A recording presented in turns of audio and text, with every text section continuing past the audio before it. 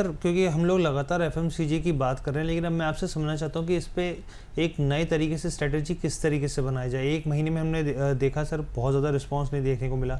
एक साल के रिटर्न देख रहा हूँ मैं, 15% की गिरावट है यहाँ पर।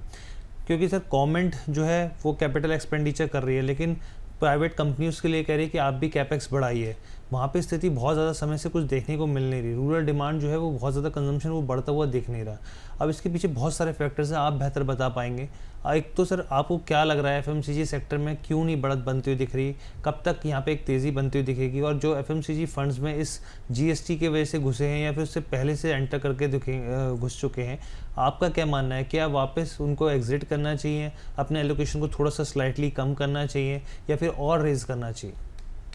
देखिए, पोर्टफोलियो में कम बिल्कुल नहीं करना चाहिए, और ये इस तरह की वॉलेटिलिटी, इस तरह की गिरावट में तो पोर्टफोलियो को एडिशन ही करनी चाहिए। जैसे मैंने बोला कि ये वॉलेटिलिटी की भी अच्छी साइड ये है कि आपका पोर्टफोलियो जो है वो बढ़ते जा रहा है। एटलीस्ट रिटर्न के पॉइंट ऑफ व्यू से ना देखें, बट आपकी जो इनपुट वैल्यू है वो बढ़ती जा रही है, और वो आपको बहुत बड़ा बेनिफिट देगी जब आपका ये एक तेज़ी आएगी। As far as corporate earnings हो गई, केपेक्स की बात हो गई, वो सब चीज़ें थी जो गवर्नमेंट को शायद समझ में आई और उन्होंने उनको प्लग करने की कोशिश की by way of interest rates नीचे किए आरबीआई ने।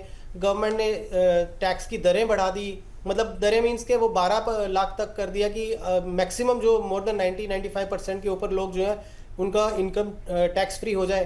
तो ये मेजर्स गवर्नमेंट ने लिए थे टू बूस्ट ऑल, हर तरह से जो कंजम्पशन को बूस्ट किया जाए। अब मॉनसून भी अगर आप देखें तो काफ़ी अच्छा मॉनसून रहा। मतलब आप वो जो क्लाउड बस्टिंग और ये वाले अगर आप न्यूज़ को हटा दीजिए, बट अगर आप देखें ओवरऑल जो मॉनसून था स्प्रेड अक्रॉस नेशन रहा, और उसमें मुझे लगता है कि मॉनसून की जो अब ये फसल आएगी और रूरल इकोनॉमी में भी थोड़ा सा बूस्ट मिलेगा।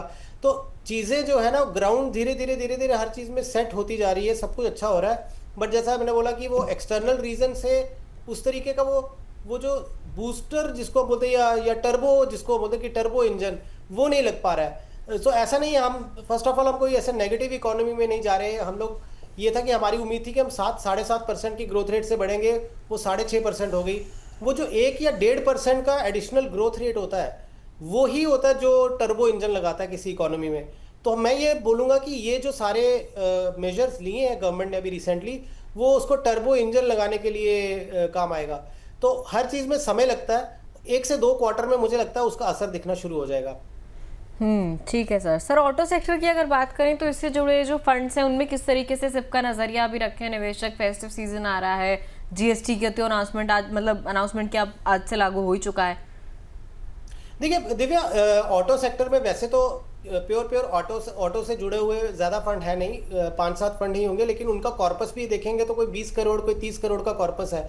और मैं इसमें कम्प्लीटली अवॉइड करने के लिए सलाह दूंगा, बिकॉज अगर हम जीएसटी की बात कर रहे हैं, इंडियन इकोनॉमी, और उसको जो हम कह रहे हैं कि बूस्ट मिलेगा, तो हम केवल एक कंपोनेंट पे आके क्यों अपने आप को रिस्ट्रिक्ट कर लें कि हम खाली ऑटो की अपसाइड का ही मज़ा लें? क्यों हम ट्रैवल का ना लें? क्यों हम जो डिस्क्रिशनरी स्पेंड है दूसरे वाइट गुड्स को लेके हो गया, या कंस्ट्रक्शन को, रियल एस्टेट को लेके, तो वो वाला हिस्सा हम क्यों जाने दें?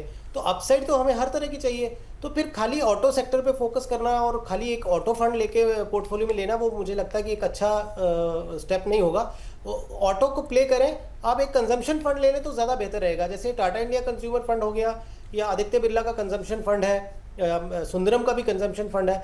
तो ये इस तरीके के जो कंजम्पशन फंड है उसमें वो सारे सेक्टर्स बेनिफिशियरी होंगे जो इस जीएसटी का बेनिफिट लेंगे। तो ऐसे ही एक अप्रोच लेना ज़्यादा बेहतर होगी, रादर देन आप अपने पैसे को जो है एक पर्टिकुलर सेक्टर में डाल दें और वो किसी वजह से वो सेक्टर मान लीजिए अटक गया। फॉर एग्जांपल स्टील प्राइसेस को लेके, या इंटरनेशनली कुछ ऐसा हो गया कि स्टील प्राइसेस में बहुत ज़्यादा उथल पुथल हो गई, तो वो सेक्टर जो है वो अटक जाएगा। तो ऐसे केस में मुझे लगता है कि एक डाइवर्सिफाइड अप्रोच लें। अगर कंजम्पशन का प्ले करना ही है और ये जीएसटी का जो प्ले है उसको करना ही है, तो फिर मुझे लगता है कंजम्पशन फंड जो है वो ज़्यादा बेहतर विकल्प रहेगा।